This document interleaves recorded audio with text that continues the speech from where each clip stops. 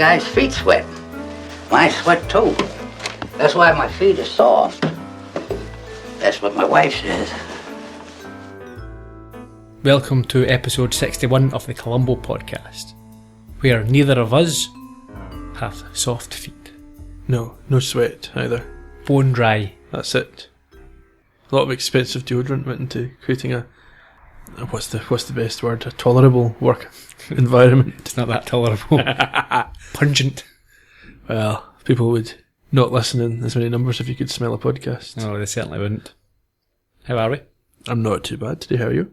Not too bad.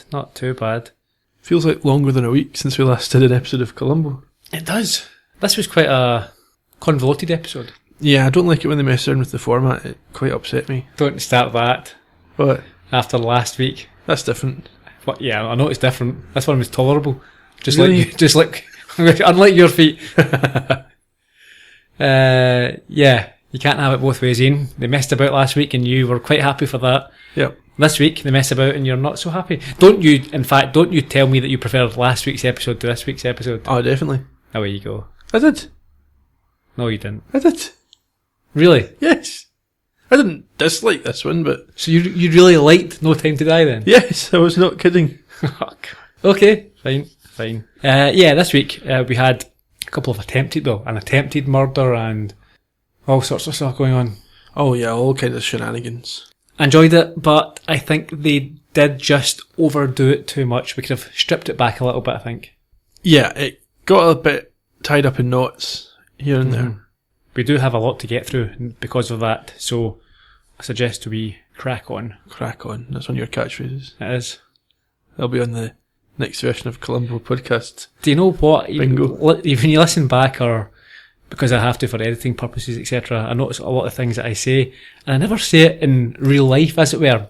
But because this is a clean podcast, I find myself having these little crutches. You moderate your language. And I don't have anything else to put in place, so I'll say the same things and then realise that I'm searching and grappling for words that are appropriate and suitable.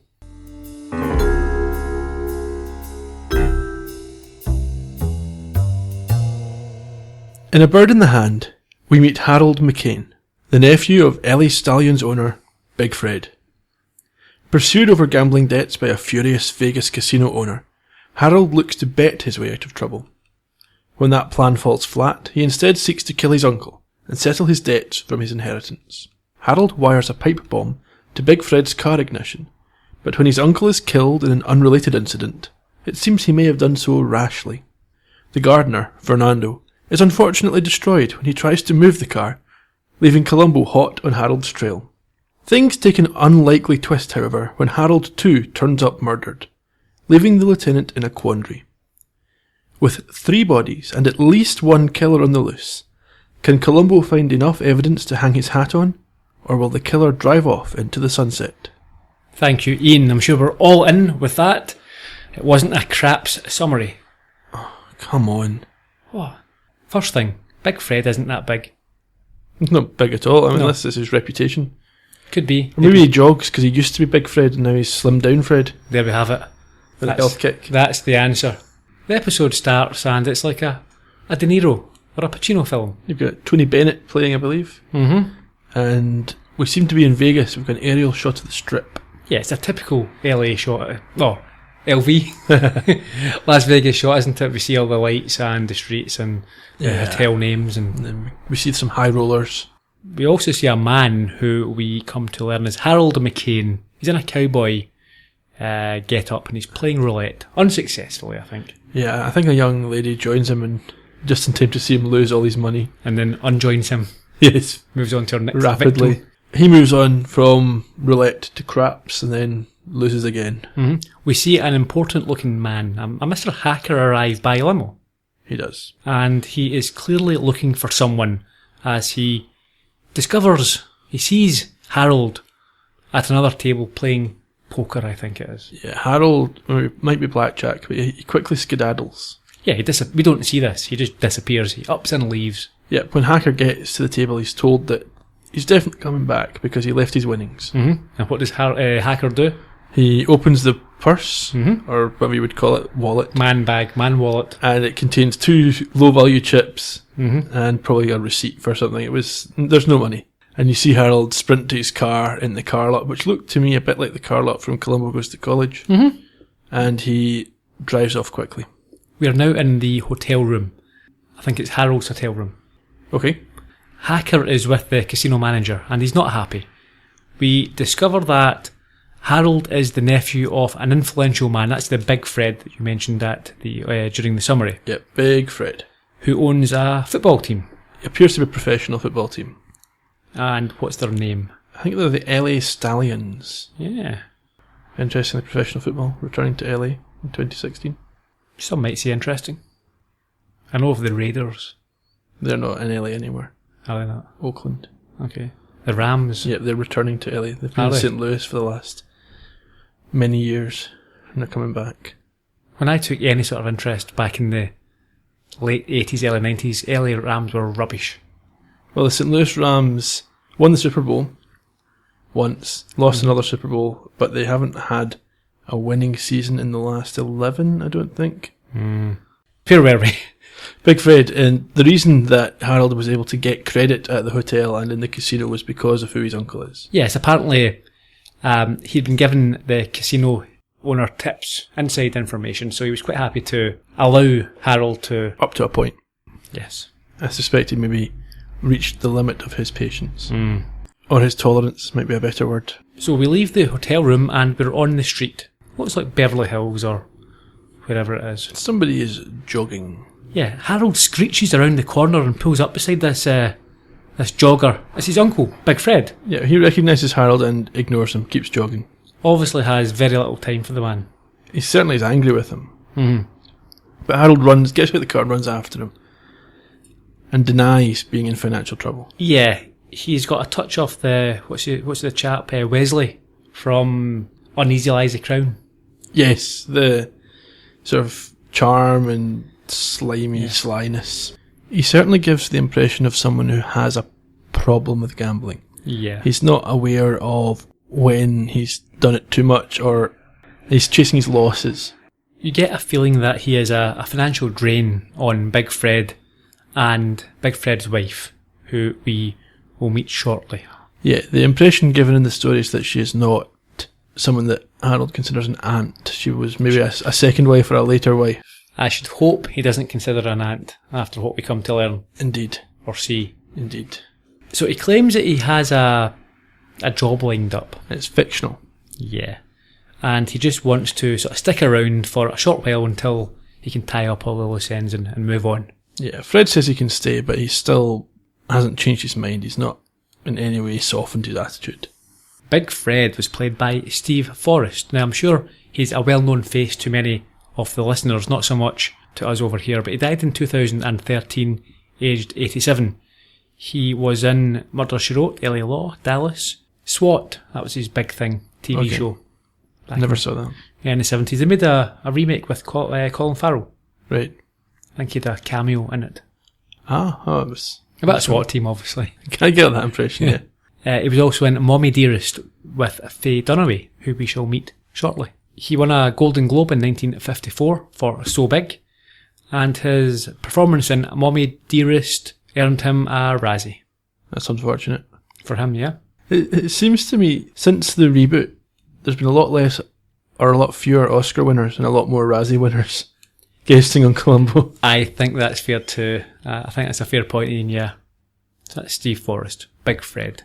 I thought you did a reasonable job with Big Fred. Didn't have much to do, did he? He didn't stick out like a sore thumb as someone who was hopelessly miscast. No, but what you want to do in that type of role, the yardstick is the chap, can't remember his name, but in Blueprint for Murder. The Texan, with the big hat. He was a victim. Good. Remember? But not good enough to remember his name. Can't remember his name. Do you remember you give him a slap? Yes. The building site? He was good. He was big and bold and brassy. He didn't call Big Fred. But this guy's, not so big. Yeah. So Fred continues to jog back home and Harold follows in his car. Meanwhile, a woman watches out the window. And we have some reasonably foreboding music at this point. Yep. The woman is Dolores. She's worried about Harold. She's worried what the people he's in trouble with might do to him, and he doesn't want to find out what they're going to do to him. Also, it becomes very obvious from the outset that Dolores is no stranger to the occasional tipple. Well, she is never without a drink in her hand, as far as I can tell in this episode. No matter what time of day or night. She appears to have some kind of spirit-infused orange juice with her at this moment, doesn't she? Yeah. As you mentioned, she is worried, and it's not an aunt's worry for a nephew, not a typical aunt's. No, there appears to be some kind of intimacy between these two. Should we say aunt or aunt? Aunt. Aunt. Yeah, I'm saying aunt. Well, you can That's what we fail your BBC RP exam. I certainly would have, or will be doing. I didn't go to elocution for 10 years to say aunt. What do you say? Aunt. No, you don't say Not in that. conversation. No, that'd be ridiculous. I was on the BBC. If you're on the BBC, yeah. Dolores is dropping hints. She mentions Fred being in the shower. But Harold's not that interested at this point. No, well, we've not explained. Why is Dolores interested in Fred being in the shower? Well, she's just shared a kiss with Harold. There's clearly, like I said, an intimacy between them of the perhaps sexual nature, given it's the new Columbo and everything's of a sexual nature. And obviously she thinks that Fred being in the shower gives them an opportunity to Fool around. Yes. But Harold has other things on his mind. Fred's probably in the shower by now. Hey, look. I talked to Fred already, Dolores. He hasn't changed his mind, has he? About throwing me out or cutting me off any way he can? Well, unless you can persuade him that you've given up gambling and your other little vices. He wasn't always so damn pure. He didn't always own a football team, Harold. He really can't let people think that he's even remotely mixed up. No, I will quit. I told you. Okay, just as soon as I catch up, okay? And I might have, too, if it wasn't... Just forget it. How much did you round up for me?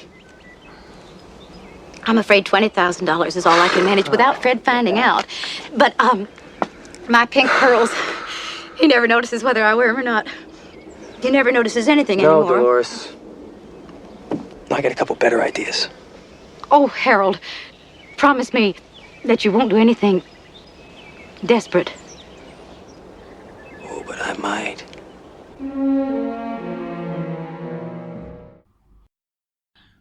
Dolores is putting on an act. Yeah, I've often wondered at what point does she put her plan into action? When does she make the decision to do what she's going to do? Yeah, I mean, based on what we see later, you have to assume that her affection for Harold, at this point anyway, is for her own benefit. She's obviously got other plans in mind. She's not being influenced here or motivated by that relationship. That's just something that she's, aware of. It's there, and she's going to use it if she has to. We head over to the football stadium, the Stallions Stadium. Yep, Harold's got a bet on the team to lose against the spread, which is an 18-point spread. Yeah, we see Fred there, who is flirting with a young female employee in front of Dolores, who's also there, and some other, I think, the manager, Bertie. He's the general manager, and he's also their lawyer, I believe. Now, there is, or I thought I picked up a football-based joke in the commentary there. Okay. Because the commentator talks about the Stallions punting on third down. Nobody punts on third down. Even I understand that. It's a joke that people use for a really bad offensive football team. If they can't move the ball, they might as well punt on third down. So I think that's just a joke that's been put in there. Anyway, they go 19-0 down, so Harold's excited. Yeah. So Harold's perfectly happy. He's finding it hard to disguise his delight. The rest of them aren't as high-spirited as you would imagine, apart from Dolores, who's drunk and doesn't really care. But then a buzz goes around the ground. Why? The team's number one draft choice is a quarterback, and he's been out injured and he wasn't expected to play in this game, but he's active and available and he's coming off the bench. And what does this instigate? Well, ultimately, he leads a phenomenal come-from-behind victory as they score 3 touchdowns to overturn that 19-point deficit. Harold is distraught. Yeah, it's not even so much that they won, and if they lost by less than 18, he was going to be distraught. It was a stupid bet, because 18's a ridiculously large spread in any professional football game.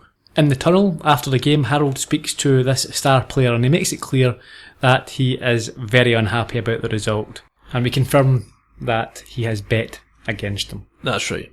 From there we move over to Harold's cottage, his cabin. Yeah, he's spending some time that afternoon putting together a wee pipe bomb. Yeah, from a magazine. Yeah, as you do. Cut out and keep pipe bomb There is instruction. an article entitled How to Make a Pipe Bomb. You maybe find it in the Barbers, as Yeah. Columbo suggests in a mildly racist way later on. As he is messing about with this pipe bomb, Hacker calls, and he is livid. Yes. But Harold tells him that Fred will straighten things out. He'll sort it out. He spoke to Fred. Don't worry about the cash. Big Fred, my uncle, will square us up. Yeah, Hacker doesn't believe him. No. It's the next morning, and it's a deserted road or area out in the sort of desert. Yeah, this scene reminded me a bit of the one in Publisher Perish. Mm-hmm. When that psychopath, can't remember his name. He Yeah, was, the second victim. Yeah, the one employed by Greenleaf. He was blowing up cars in a junkyard, wasn't he? Yeah, he loved it. He was doing that for free anyway. That's all we get in that scene. There's not really any... Yeah, we just see that Harold has been successful in his... Yeah, he uses a remote starter to make the car ignition turn, and that sets off the bomb, and obviously that means Harold can be confident that his bomb will work. Mm-hmm. I think that's fair enough. I mean, it's a scene that's you could call padding, but too often we see people who are not professional killers suddenly miraculously gain skills that your average person doesn't have. At least it's a bit more realistic. Yeah. It would be better when a montage and his first few hadn't worked, and then He lost a finger or something. He maimed himself in some way. Huh? That'd have been a good clue for Columbo as well. Yeah, it would have been a very good clue, yeah. We're back to Fred's house. It's night time now. And Harold creeps up to the house in his cowboy boots and he lies under a car. Fred's car. Well, at first he gets there and he can't find Fred's car, but it turns out to be right in front of him. Yeah. Just off camera. And yes, he lies under the car and I presume he's fitting this pipe bomb. Yes. We're back to Harold's cabin and he awakens the next morning beside a young lady. Yeah, she's not introduced and we never see her again. Nope. I think that's establishing that he doesn't have any great deal of love for Auntie Dolores. Right, okay, yes. I wasn't sure it was just there because that's the kind of guy he was. It also suggests that he was out later in the evening. Yes. For whatever relevance that is. The phone goes, and it's Bertie, the manager of the team, looking for Big Fred, who he cannot find. Yeah, Harold therefore assumes that his plan has worked. He does. Bertie says that Big Fred is an hour late, which is unheard of. Yep, and there's no answer to the phone. He can't even get Dolores. Harold must be thinking, oh, that's a subscription to a magazine well spent. Absolutely. He tells Bertie that he will check and he drives over to Fred's house. Yeah, and he's shocked to discover... On the street, there is an ambulance, there's commotion. Fred is dead. He is dead. But not via bomb. He's been killed in a hit and run when he's out jogging. Who is also there? Well, Dolores is there. She's distraught. Apparently. Yeah. And in no way was responsible for mowing her husband down in the gardener's van. Did you suspect at this point that she was involved? I did get... Yeah, I think so, yeah. Okay. I would say so. It's the exterior of Fred's house now, and Harold drives Dolores home, and he is spooked and worried by the sight of the Rolls Royce, Fred's car with the bomb in it, and it's still parked where it was the night before. He obviously wants to defuse it, but he sees that there's someone in the driver's seat. I've noted here, in a Michael Meyer-esque move, it's like something from a horror movie. He just appears from the back of the launch. He sits bolt upright in the back seat.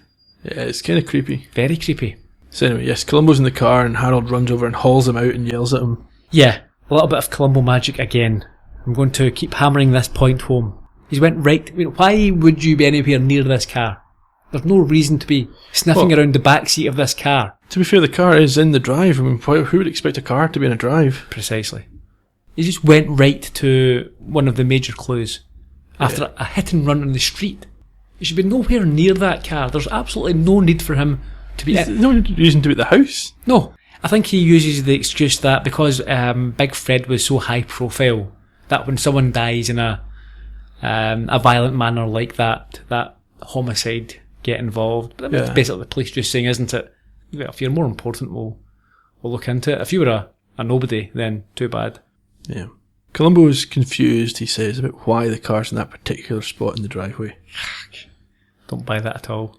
Yeah, no, I often walk past people's houses and think, oh, why have they parked in that way? Yeah.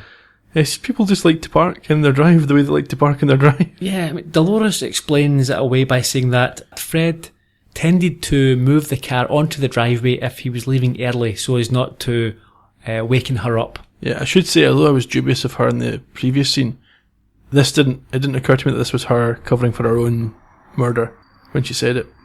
At this point, Columbo compliments Dolores on the car. Yeah. I think it's a Rolls Royce. I thought it was a Bentley, but I always get confused between the two logos for some reason.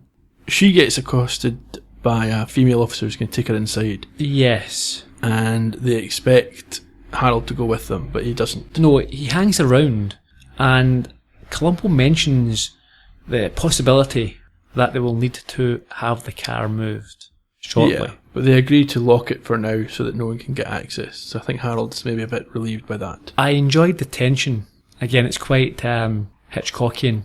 Yeah, you know who's going to turn the key? Yeah, you know there are bombs sitting there. You know that he knows. It's him watching, getting nervous, the sweat. Yeah, what if he asks Harold to move it? What's he going to do? Yeah, so I did like the way they built that up.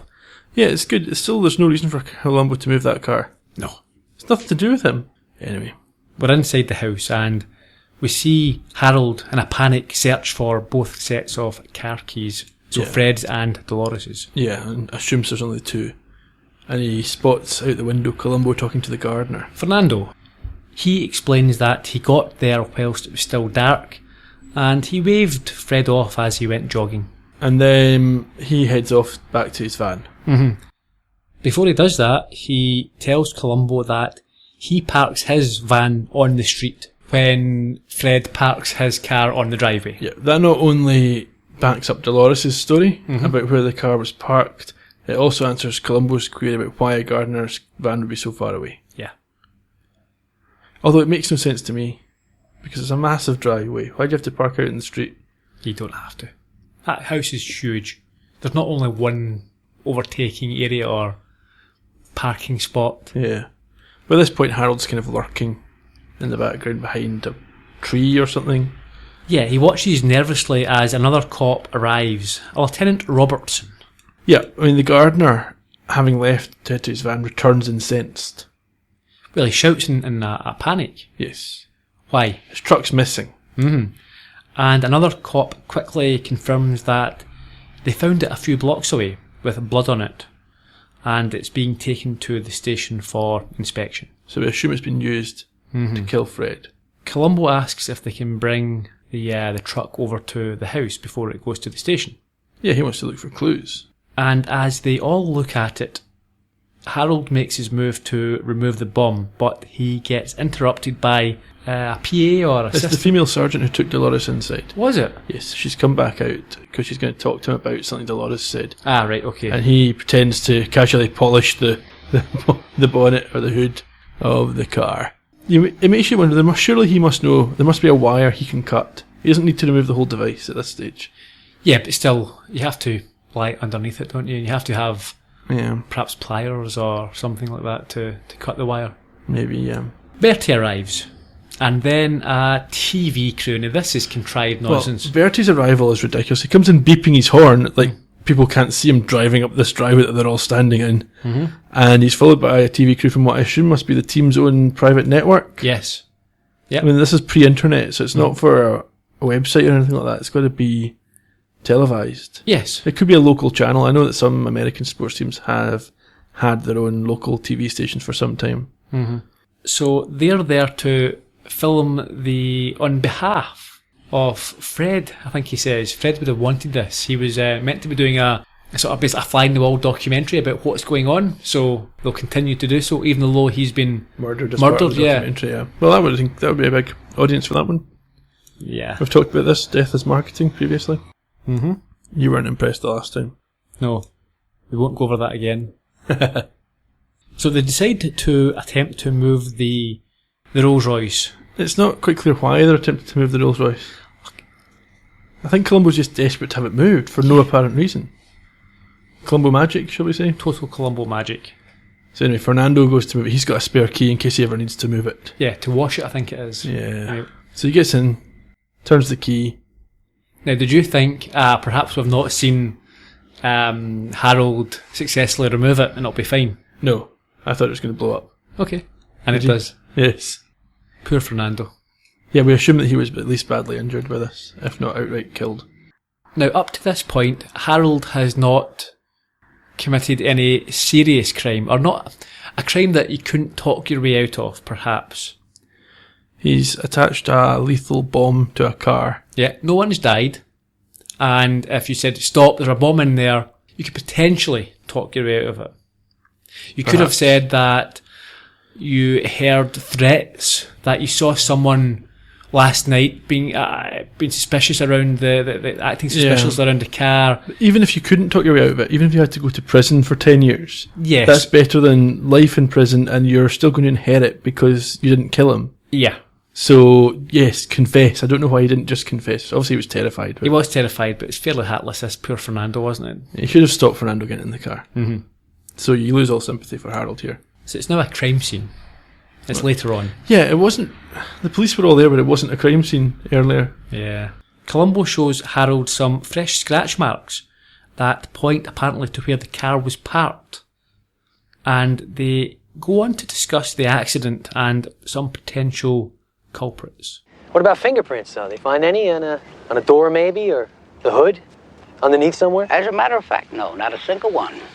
But then they tell me the car was just washed. But there wouldn't be any fingerprints, would there? Because a pro would have wore gloves, right? Yes, sir, I guess he would.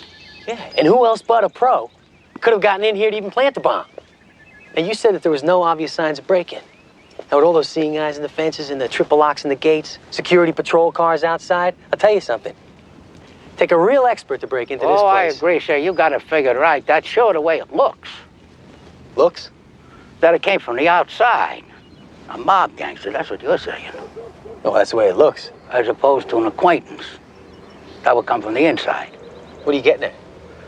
That someone who knew the grounds could figure out a simpler way to get in or out. Yeah, like how?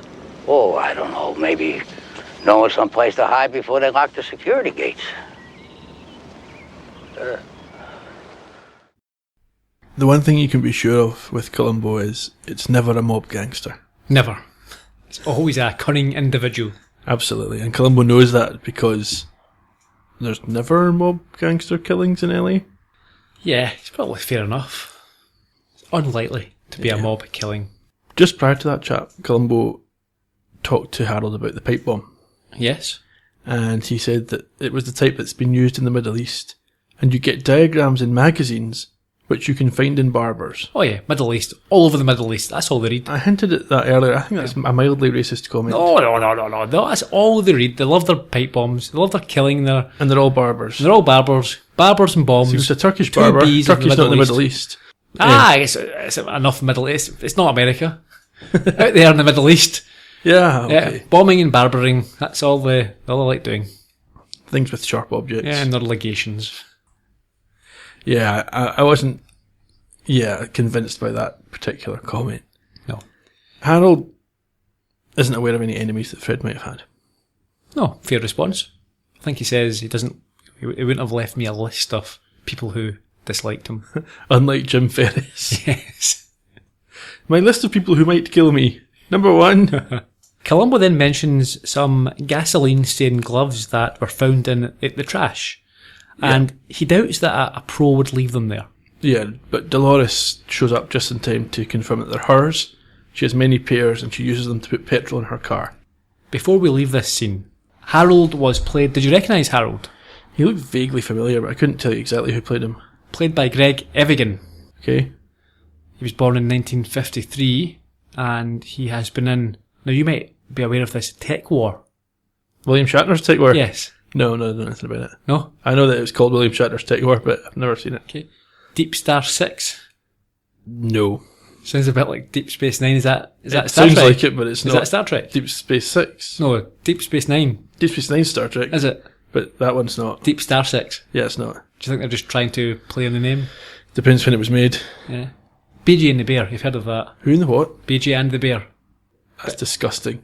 Cult program. I've never seen it. Well aware of the title. Can only imagine the sort of late night shenanigans that you watch on the television. My Two Dads. Don't know that one. Loved that growing up. Sounds quite progressive for the 90s. Yep. Wasn't that progressive, but yeah, it was him and what's his name? He was in Beverly Hills Cop. Glazer, Paul Glazer, Paul something or other, something like that. Okay. Reiser, Paul Reiser. That might be it. Okay. Anyhow, I have no way to know whether you're right or wrong. But no. the listeners will get correct. You do have ways, but you don't have time or the inclination. I don't care enough about this. Paul Reiser, I think it might have been. Okay. But yeah, two guys who brought up a young girl. One of them was the father, but in the show you never found out which one it was. The mother, I think, died before they could determine who was the actual father. What do they know? No. Okay. There's a third party, I believe, a judge, Right. who might know or does know, Okay. but we never find out, I don't think. I didn't watch every episode. But the as a kid, as a boy growing up, the girl in that, oh yeah, she was up there with Winnie from the Wonder Years for me. So the two men are not romantically involved with one another? No. So it's not that It's progressive not at all? No, it's not at all. No, they were. He was Greg Evigan, I think, was a bit of a sort of macho man, the bearded. Did he have as good a mullet in that show as he has in this I one? think he did. That's the way to go, I think. Yeah, I don't think he had a moustache, mind you. I'm not sure. Where are we? Funeral's coming up, I think. Unless you've got one more point from the previous scene. Nope. Okay, so we go to the funeral, and the end of the funeral. The church. Dolores is clearly pretending to be quite upset.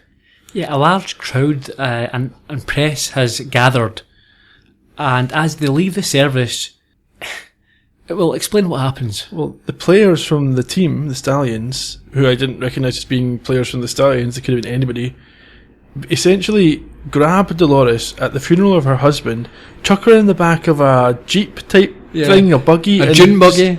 drive off like they're going to spring break or something, blocking Harold out of it. Can you imagine acting like that? At a Grabbing funeral? grabbing the window. Your boss now. Yes. Yeah.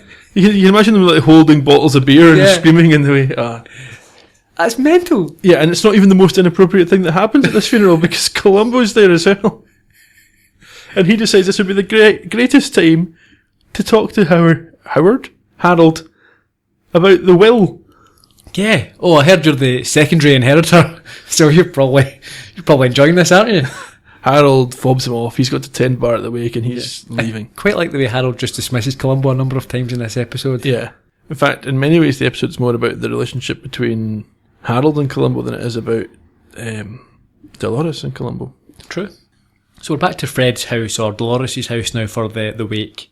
And she is a little worse for wear and she's flirting with the team. She's flirting with the team. Meanwhile, Harold is schmoozing with Bertie, kind of getting to his good graces. Yes, he's telling Bertie that if he's got any troubles with the players or with Dolores, come and speak to him and he'll sort things out. He doesn't want Bertie impeded in doing the job that he, Harold, knows he's capable of. Oh, yeah. But in a private room, Dolores puts Harold in his place. Well, before that, though, he tries to take her to the private room and the players start singing at her. Yes. At the wake for her husband who just died. Yeah, they're having a great time singing. It's like a barbershop quartet or whatever. It's unbelievable. It's crazy. And I think before they're about to chat, she wants to go to the bathroom. And some odd-looking wee guy with a mullet, well, I say wee guy, he's a stumpy wee guy. He's going to the bathroom and she wants him to invite her in. Yeah. What's going on here? I've never seen anything quite like this. No. She's obviously grief-stricken. Oh, obviously. I mean, it's an interesting performance because she's not acting the bereaved widow that you'd expect a killer to do. Mm-hmm. Unless it's a double bluff. Oh, maybe she's smarter than everybody. But there's no cops there, so... Still, people talk. They do. Football teams talk. You get a fairly significant moment in the episode. Dolores does the stallions. No, not that. Okay. She and Harold go to have this chat you were talking about a moment ago. Ah, yes. And it's a fair. I would say this is maybe the turning point of the episode in terms of the audience. She sobers them both up, really. Absolutely. Puts Harold in his place. Yeah, she's not interested in taking orders from him the way she was made to take them from Fred. She's not going to be a wallflower and just sit there and do what she's told. She's now in charge, legitimately, and she's going to, I say legitimately, in her eyes legitimately, and she's going to run the team and run the estate her way. Yeah, she will be firing Bertie. Absolutely, and replacing him with a younger, fitter man. And she sort of emasculates Harold by saying, don't worry, I'll keep you around. Yeah, but you were doing what I tell you. You were doing what you're good at. Messing around, drinking, be my boy toy. Essentially, she doesn't want him thinking he can make decisions about things. No. Whereas I think he's just assumed that he'll be now the primary decision maker. Yeah, in fact, she says he should not try to be the man of the family. Yeah. That's him in his place. Absolutely. We're back over to LAPD. Not the same LAPD that we saw last week. Or the previous LAPD. Or ever. No, it's just a room. Columbo's watching a video of the car exploding. Yes, rewatching it several times, I believe. Yeah, I think he just wants to pinpoint the exact moment that Fernando dies. When Lieutenant Robertson enters and he has a rant about the case. He doesn't think Columbo's doing his job properly. No. Columbo then states that he will be staying where he is. Yeah, well, his colleague was suggesting he go to Reno or Vegas or Atlantic City or somewhere where Fred might have enemies. Yeah, gambling debts or, as you say, just general bad feeling. Yeah, and he thinks that's where they can start if they're looking for this bomber. But I think he's watching the video and you can see just when the bomb goes off, the hedge gets shorter. Yeah, we're going to discuss what Columbo sees in that video later. Absolutely. Nonsense.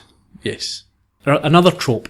Okay. We're at a plush car showroom, the Rolls Royce. This was an excruciating scene, in my view. It was possibly the worst of its type that we've seen in Columbo so far. I agree, dreadful. Columbo wants to examine the car to see how the bomb would be set up. So obviously, the original car is destroyed, so he has to try and get another one. Yeah.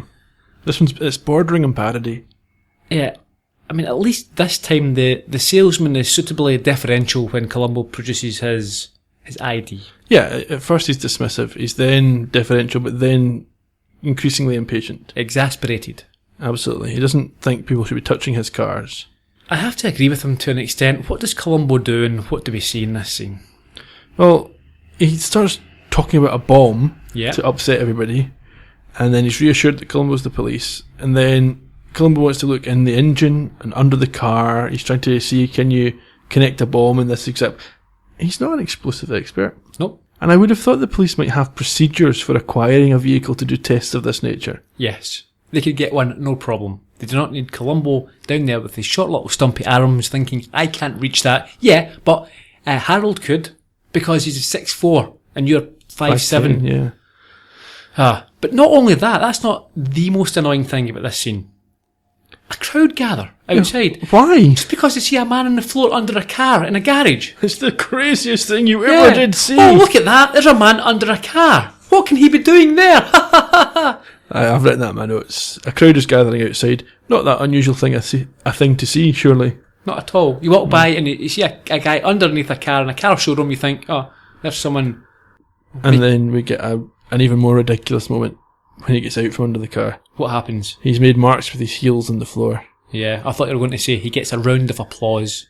And then waves to the crowd like an imbecile. That's what I've written. Yep. I didn't see what the point of that was.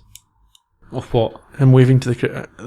Everything with the crowd. That whole scene. Everything about that scene. It might be my single least favourite scene in the history of the show. No. I think so. No, wait. Second, because the one at the end of Commodore with all the suspects was worse. Tisn't? Let's quickly move on to the next scene. Harold is at home and Hacker calls. This is my favourite moment in the show. Okay. Hacker's got a newspaper. And you remember the headline? Nope. Big Fred dead. That's the splash headline across the front of the paper. Okay. Quite good. Quite obvious. Not only does it rhyme, But it also suggests that it's of national significance. Yeah. Well, was it a national newspaper or a local newspaper? Yeah, because he's not local. He lives in Vegas. But I suspect that's probably true. If an NFL owner was murdered, it would be national news. Yes. But they wouldn't put Big Fred dead.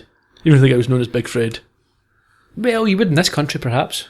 The Sun would love that. The tabloids might, yeah. Yeah. This was a broadsheet he had. Yeah. Anyway, he wants his money from Harold in 48 hours. Or else. Bad things. More dying and stuff. Yeah. So Harold's agitated. Yeah, now, this might actually be one of the most uncomfortable scenes in Columbo history. What happens next? Well, essentially, he calls Dolores. She answers, and he heavily implies that he is naked. Yeah, it's effectively phone sex. It's weird, though. It's icky. It is. It's not nice to watch. Cause she's Or hear. Yeah, I mean, he's obviously just using her so we can understand him, but she gets into it immediately. She's drunk, obviously. Anyway, he invites her over for dinner and then turns that around and goes to hers instead. Mm-hmm. But then after he hangs up, she looks like she was just acting. She doesn't really seem that impressed, Yeah. in my opinion. In any case, Harold arrives at Dolores' house and is stunned to see the Rolls Royce parked in the same position with Columbo poking around. Yeah, Columbo shows by wiggling under the car that the killer had to be left-handed. Yeah, he implicates Harold a number of times in this scene. Well, he talks about two main things, the left-handedness and the marks on the ground. Mm-hmm. He talks Harold through what he has discovered and who he suspects. Excuse me, sir, would you mind lifting that boot? Oh, yeah, you got that silver ornament. Well, that would really make a mark in asphalt. Of course, thousands of guys got the same thing. But a hired killer, you know, a real professional, like you thought was the only one that could break in there, he wouldn't wear hard shoes like that, wrist tripping, making noise. He'd wear tennis shoes, running shoes, black ones maybe. Anyway, I still think it was somebody who was so confident he already knew his way around here. So that would cut the odds to what? Maybe 100 to 1? So now you're thinking friends, visitors, servants, someone who worked in the place? Well, I wasn't thinking of them exactly. No, of course not, Lieutenant, because ever since this car exploded, you've been trying to point a finger at me, right? Well, there have been certain indications. No. You took a wild guess, and you figured that I'm the easiest one to blame. Well, you got nothing. Sir? Columbo unusually plays his cards fairly early. Yeah, without real proof to support them. But perhaps he's thinking that Harold's the type of guy who might do something rash if he feels he's under suspicion. Mm-hmm. Harold is again saved by the interruption and appearance of Dolores. Convenient. Yeah. But Columbo asks him not to leave or go too far. He suggests that. Yeah, he's implying he's a suspect and he should not leave the local area. We see Harold and Dolores at a restaurant. What was the name of the restaurant? Chez Louis. They've changed their plans because they were going to meet at hers and hang out there for a while, but they've gone to his instead and now come to the restaurant. Mm-hmm. And to me, Dolores looks awkward and uncomfortable throughout this scene. Yeah, what happens in it? Well, Harold explains he needs to pay off Hacker and then reacts to her attitude that he perceives by asking if they're drifting apart because she seems a bit vacant. And he's wanting money. Yeah. She's not giving it to him. She's had enough of this. Yep. She's making her big speech here and now. She thinks he uses her. She thinks Fred used her. And she's had enough of it. But Harold remembers something. What's that? Or at least implies a memory. Or suggests it was a real memory. Whether he's just at it's not entirely clear. But he suggests that he remembers Dolores wanted Fred dead and longed for it. And the whole thing here is a bit shady. Mm-hmm. He tells her to meet him in the parking garage if she wants to hear more. Yeah, he's got information about the death that she doesn't know. But she must know is not true. So in the garage, Harold asks her where she was when Fred was run down. Not only that, he tells her she's blossomed since Fred's death. Yeah. It's a bit creepy. Very. He says that he knows that she was not at home because both he and Bertie had tried calling. Yeah. So he wants this 15 grand or he might mention it to Columbo. Well, he has other supporting evidence. He says that she is never up before 10:30. Now, I can imagine that the type of drinking she does, she's not an early riser. Sure. And he also says that Fernando would never have started work on the back hedge unless, instructed. Yes, that's not where he starts. Also, he laughs and scoffs at the very notion that Fred would have been considerate enough to move the car so as not to disturb her sleep. But yet, Fernando seemed to back that up. Did he? He said when the car's parked there, he parks in the street. Yes, but he didn't back up why the car would have been parked I suppose there could be another reason for it. Yeah. She wants to lie down, so she gets him to drive her home to her own house, leaving her car presumably at his house. Mm-hmm. And she's going to go to sleep. But she's not really. We're at Harold's cabin early in the morning. Yeah, early the next morning, Harold's driving home. Mm-hmm.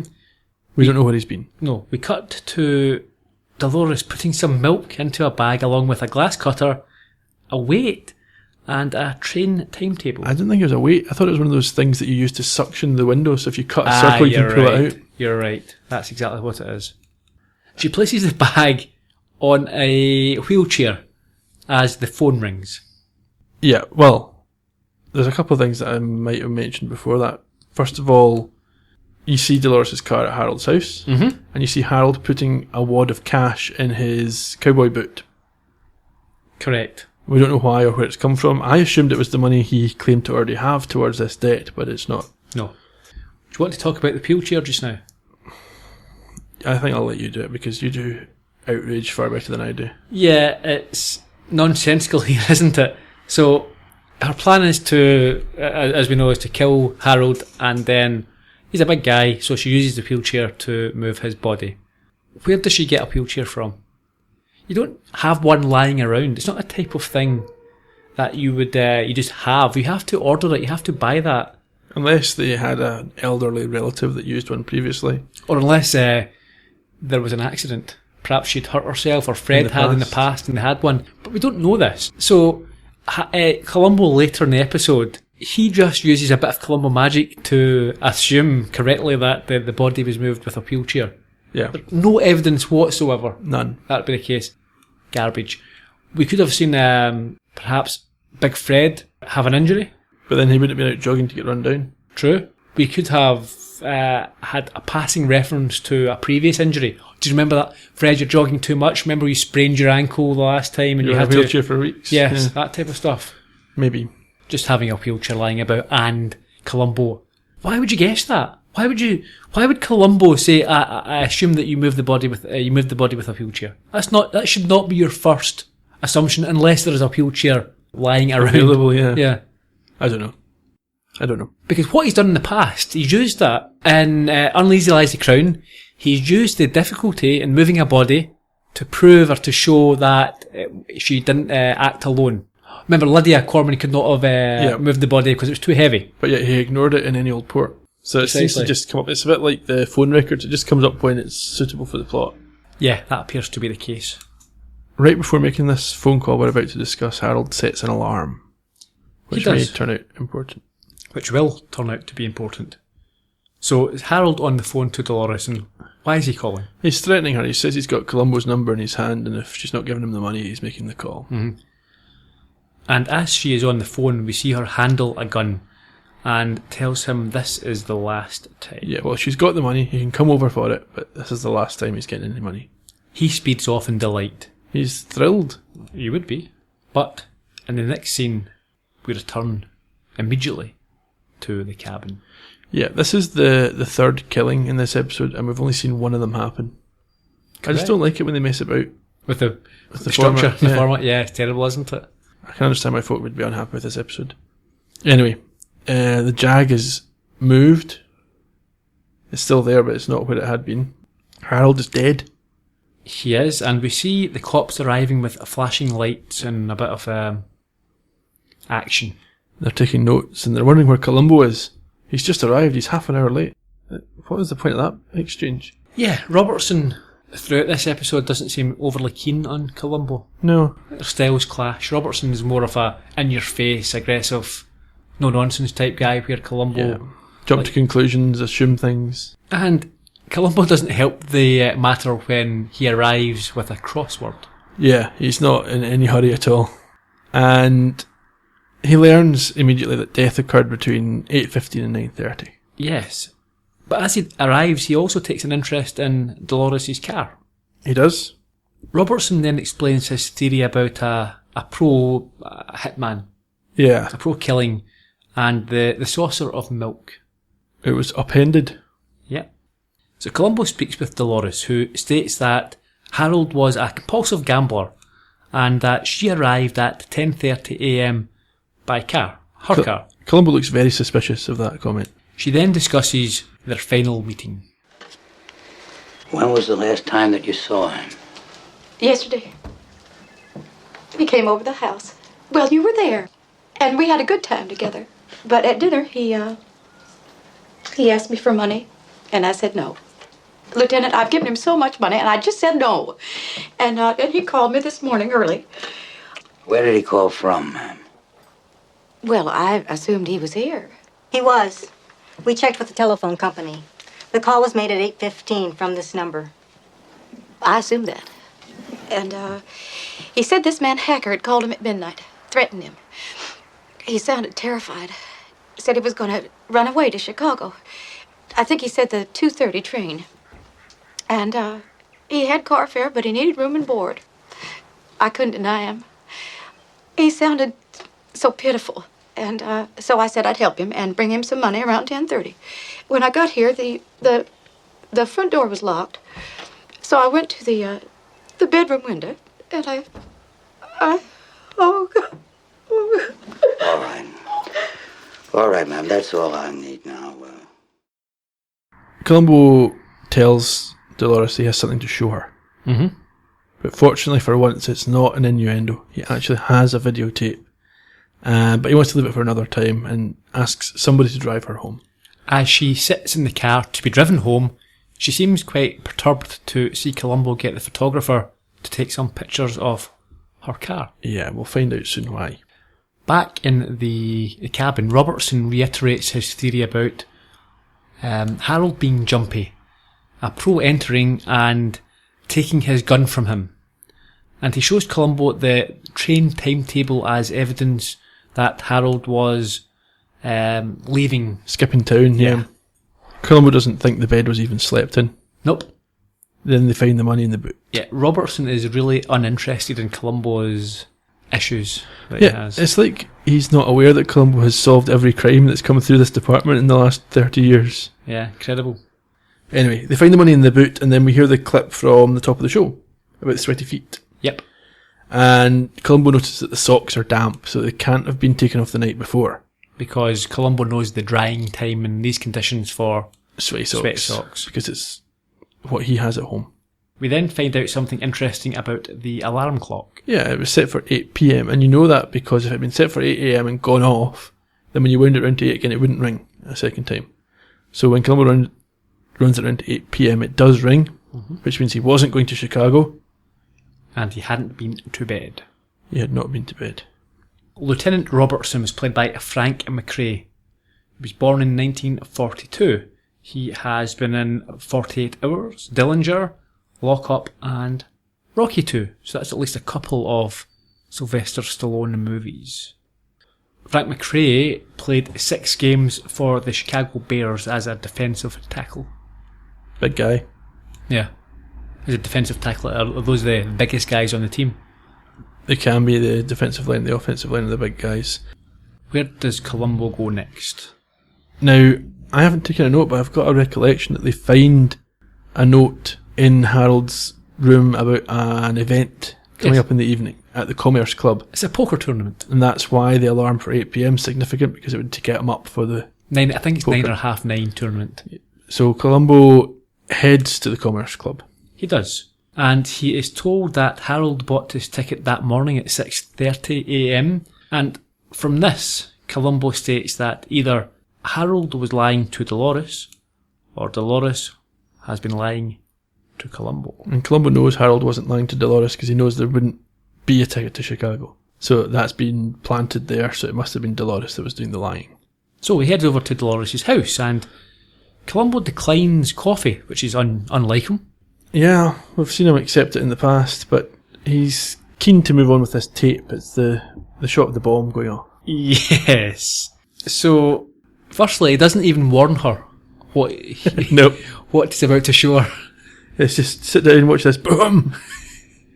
Did you see it? Did you see it? She's really taken aback, a bit shocked and disturbed, and says, no idea what you're talking about. So Columbo makes her watch it 17 more times. And she still doesn't see it because there's nothing to see. It's slow motion, it's close-ups, and she still says, nope, no idea what you're talking about. And Columbo has to point this out. Now, if you've got to point this out to someone after 5 attempts, then maybe it's not such a great clue.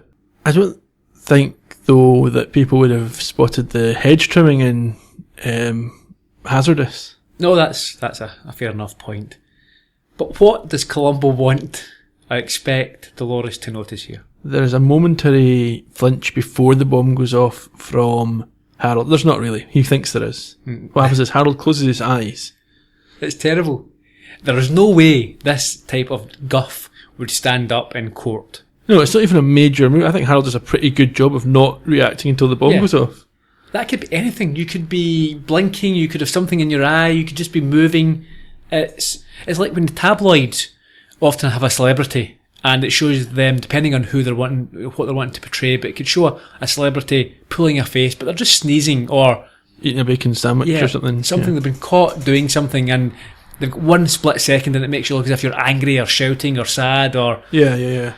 And, this is absolute garbage. But it convinces Dolores. She shows Columbo some of Harold's stuff that's in the house and asks him to take it away. Mm-hmm. Columbo has a one more thing. He spotted a hat. Yes, which he finds in the den. Yeah, and she confirms that is Harold's and he can take that as well. Mm-hmm. And I think, is there a second one more thing? There is one more thing. She has given this lie that she was lending Harold $1,000. Mm-hmm. And Columbo points out he had $5,000 in his sock. Or his boot. So he wouldn't need $1,000. It makes no sense. Either she is lying to them or he was lying to her. And she says, I'm not talking to you no more. Speak to my lawyer, Bertie. Yes, that's her. She's not having any more of this nonsense from Columbo. Tells him to beat it. As more killers should do at an earlier stage. I agree. You obviously recognised the actress who played Dolores. No, but I found out who she was. Oh, come on. I've not seen Cagney and Lacey. Tyne Daly, born 1946, played Mary Beth Lacey in Cagney and Lacey. She was also in The Enforcer with Clint Eastwood, a Dirty Harry movie. Judging Amy and Christie. She won a Tony in 1990 and was nominated for a Tony in 2006. She has 5 Golden Globe nominations for Cagney and Lacey. 16 Emmy nominations with 6 wins across Cagney and Lacey, Judging Amy and Christie. There you go. Very decorated. Absolutely. A beloved actress. I think she's getting to the national treasure stage in America. She's probably one of the higher profile revival killers. Yeah, and much like what happened in the original run, I think she is a massive star who perhaps wasn't quite at the peak of her powers by this point. So Cagney and Lacey was the early 80s when she was a major star. Okay. So this is maybe 10 years after her peak time. Or at least her peak popularity. Yeah. Back at the club. The casino. The croupier and Columbo are discussing Harold. Yes, he gets a couple of coffees this time. Of course. And he speaks with 2 of the employees. He learns that Harold won $5,000 the night before he died. He had breakfast. But yet somehow still had $5,000. Yeah. Breakfast, a shave, and he was indeed wearing his hat and his boots. Yes, he left a nice tip as well, so maybe just from other cash that he took in with him. Columbo goes to the casino Barber's, and he is told that Harold had the works. A manicure, a facial, a shave, and a haircut. This is bizarre. Columbo is stunned, I tell you, that he had a haircut at the Barber's. It doesn't occur to Columbo until the barber says it that he might have had his hair cut when he went to the barber's. Yeah. And you think back to Old Fashioned Murder. Mm-hmm. Where one of the key clues was the haircut. Yes. The football stadium is where we go for the final scene. The Stallions are once again in action. Columbo arrives in the box with A suit carrier, one of these Yeah, cases. and a staff member phones Bertie to say Columbo's there. And Bertie obviously then comes out of his own box. We don't see this, but he meets Columbo and they enter Dolores' box together. Yes, and they empty the place of all other people. Everybody else leaves, so it's just the three of them left. Bertie is now acting as Dolores' lawyer. And he's unhappy with Columbo's recent attitude towards her. Oh, no doubt. Now, Columbo wants to know where Dolores parked her car after leaving the restaurant with Harold. She claims it was on the street. But he produces a photograph of the car from Harold's death scene that shows Jew on the hood. Yeah, well, there's a second question he asks where she parked when she got home, and Bertie won't let her answer that part. Yeah. And then the photo comes out, essentially showing that the car was parked at Harold's before sunrise. Yes, not at 10:30 a.m. as she had stated. No. And he pushes her. He wants to know what she knows about Harold's sweaty feet. And he describes his problem with the damp socks and what he has found out about Harold playing poker and not going to bed. You think most policemen would just say, he was at the casino till 6:30. Yeah. They wouldn't say about the socks No. or how they found that out. They would just say they know that. But most policemen are not Columbo. They don't have the success rate. This is his technique. This is how he rolls. Yeah. He goes on to explain that he knows what Harold was wearing, and he opens up the suit carrier before another cop brings him Harold's hat that Columbo had picked up from Dolores' den. Yes, and there's And- evidence Okay. of tiny little hairs. Yeah, Columbo's a question. He asked Dolores when Harold left the hat in the den. What does she say? I can't remember exactly. She suggests it was previous. But Columbo produces some hairs that provide an answer. They prove he was at her house in the hat after he left the casino at the back of 6:30 that morning. Yes. So it must have been that day when he left the hat. Yes, which blows her other timeline elements away. However, Dolores says, well, that's all well and good, but what motive do I have for killing Harold? Columbo obliges with an answer. Why? What is the motive? Why on earth would I deliberately kill Harold? He was no real threat to me. I would gladly have paid those trivial gambling debts. There has to be a reason for murder. I had none. Maybe because he suspected you killed Big Fred. What? That's what I said. And I suspect Harold was right. No, Big Fred. But Big Fred was run over. Oh, my God. Dolores? Just shut up. Lieutenant, you know perfectly well that it was Harold who tried to kill Fred. And he would have, but you got there first. You parked the rolls in the driveway so the gardener's truck couldn't come in. You sent the gardener to the rear to cut the back hedge so you could steal his truck and run over Big Fred. And then you came home and you started to cry when you heard the news. Prove it. I don't have to prove it, ma'am. One in the hand is better than two in the bush. You're under arrest for the murder of Harold McCain. At this point, Bertie implodes with shock. Bertie reminded me a little bit of the victim in Bye Bye.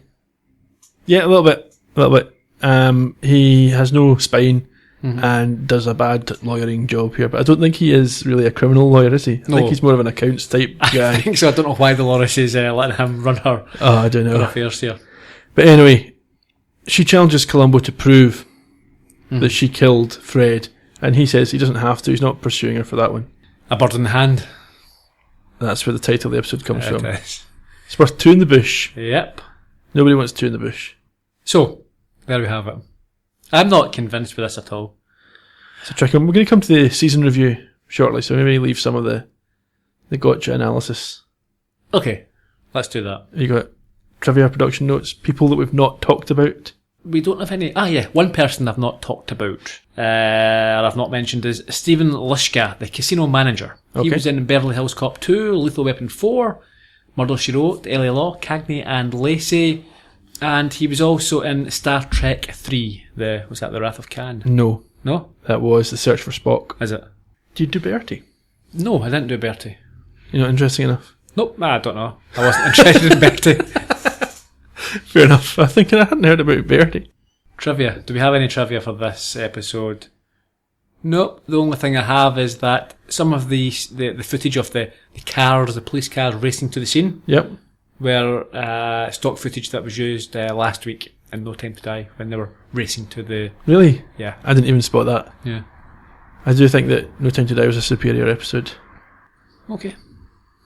Listeners, let us know if you think Ian is correct, if you sympathise, if you agree with Ian's views. It doesn't happen very often. The viewers tend to not agree with my views. There's probably a reason for that. Anyway. Production information. Yes, production. We'll do that. Okay. And then we'll get on to the episode review. And the season review. Of course. Another short season, so it won't take too long. No. Production information. 22nd of November 1992 at 89 minutes in length. Vincent McAvity was the director for the third time of 7. He kind of takes over a little bit. He's doing most of what's left. Stop looking ahead, Ian, and doing No, I just research. know how many there are. You've said it's the fourth. That means he's got 3 more out of the remaining 6 episodes. That's a fair point. Jackson Gillis was the writer. Welcome return to No, wait, it wasn't. This is his final writing credit out of 11. The best praise I can give him, it was better than his previous 2 efforts. Okay, I'm going to run through all 11 and we can form an opinion whether it's a generally successful tenure. I'll tell you after each one whether I approve of it or not. Okay. Suitable for framing. I liked it. Short fuse. Yeah, it's okay. Dagger of the Mind. Requiem for a Falling Star. That's alright. The Most Dangerous Match. Quite like that. Double Shock. That was okay. Lovely but Lethal. Yeah, I like that one. Troubled Waters. I don't know, it had its moments. Last Salute to the Commodore. Not a huge fan. Murder in Malibu. No, not a huge fan. A Bird in the Hand. Yeah, again, he's done better. So I think we can probably fairly say it started off great and went downhill from there. Yeah, I think that's fair enough. I don't mean to disparage the man's work. He obviously was well regarded by his peers because he kept getting asked back to do this, but his early work was his strongest, let's say that. Yeah. He'll be sadly missed. From the remaining few episodes. To be fair, I think his best moment was when they mentioned him as a part of the script or the speechwriting team on Candidate for Crime. You think that's the finest moment in his career? In his Columbo career. Okay. Episode review. So this is an odd one because we've got sort of 2 motives and... Well, let's just see what we can do. Okay.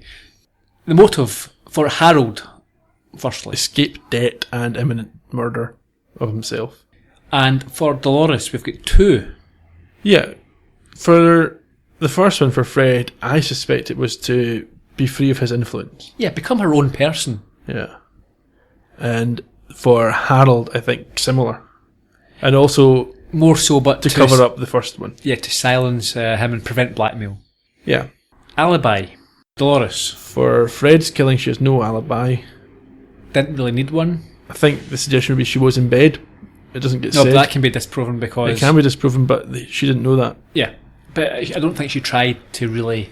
In both cases, actually, I don't think she tried to establish an alibi because I don't think she ever thought that she would be suspected. I think ultimately her story for both of those is she was at home when both of those killings happened. Dreadful, she hasn't thought this through. But with regards to Harold's killing, she's trying to present this as a mob hit. Yeah, she says she was at home, which she was, and he was at his house, which he wasn't. Clues. So for Harold, we have the scratch marks and the fact that he was the secondary inheritor. And he's left-handed. He's left-handed, that type of thing, yeah.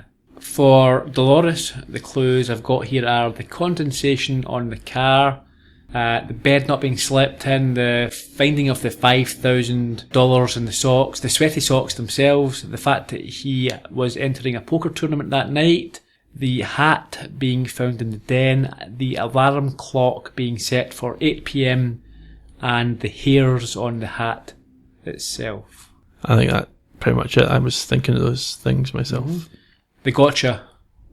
It's the hat essentially, is the one that proves that she was lying. Well, we'll come back to the gotchas as we proceed now to the season review, which is a very, very short one. 3 episodes once again, Yep. and I think next season similar. So, death hits the jackpot.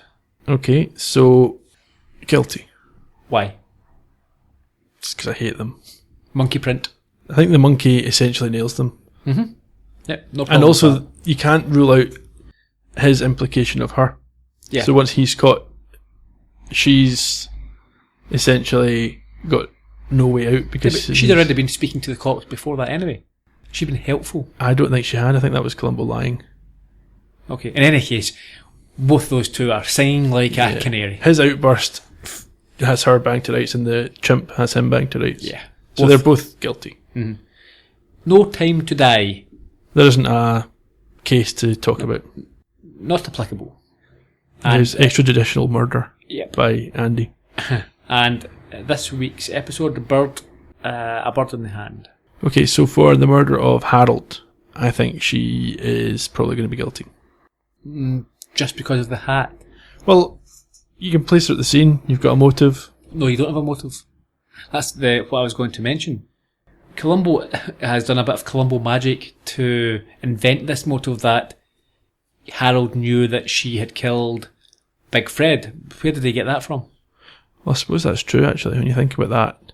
That would still be what they present to the court, though. They would say, here is the motive. I'm not sure they would. I'm not sure the DA or whoever Columbo would go to them and say, they'd say, okay, Columbo, what have you got here? Why did you think that she killed Big Fred? And he'd go, because, and they'd say, no, we're not putting that in front of a jury. There's nothing there. You can still put her in a difficult position with the hat and the car. Yeah, but they were lovers, were having an affair. She could say, I was trying to keep it a secret. Yeah, I drove him home, or he drove me back because over early. It was an extramarital secret affair anyway. No one knew about this. Yeah. They were aunt and nephew. People would have frowned upon that. So you easily can say, yeah, it was embarrassing. I am now the owner of this football team. I did not want anyone knowing about this, so I didn't tell you. But yeah, we were having an affair. I'm trying to think of any physical evidence. The Chicago ticket can maybe be traced back. I don't know. So maybe you're right. Maybe she would find a way to wriggle out. Yeah, and I don't think there's any evidence or proof of the hit and run with Big Fred. Well, the gardener's truck was used, we know that, so there could be evidence in there that we don't know about, but we don't get any of it in the episode, so we can't say. I'm going not guilty. I'll say that she might go off with it. So a win, a defeat and a draw this season for Columbo. Yeah, we'll go with that. Yeah. It's better than his recent record. Uh-huh. Next week. Season 12. Yeah. The penultimate season. We're 3 weeks away from the final season. Which lasts 14 episodes. It's not though, it's only 6, isn't it? Yeah. It's all in the game. Anything you want to say before we wrap up this week? I don't think so. I'm hoping to get back to the standard format next week because I didn't enjoy this week's one so much. Okay. I may have over-laboured that point in this week's episode of the Columbo Podcast. Especially after your antics. So if you want to take issue with me, please get in touch at Twitter. It's at Columbo Podcast. Find us on Facebook or just come over to columbopodcast.com and join in the conversation on this episode or the latest episode, whatever is going on at the time being. Indeed. And we'll see you in a week. Cheerio. Bye-bye.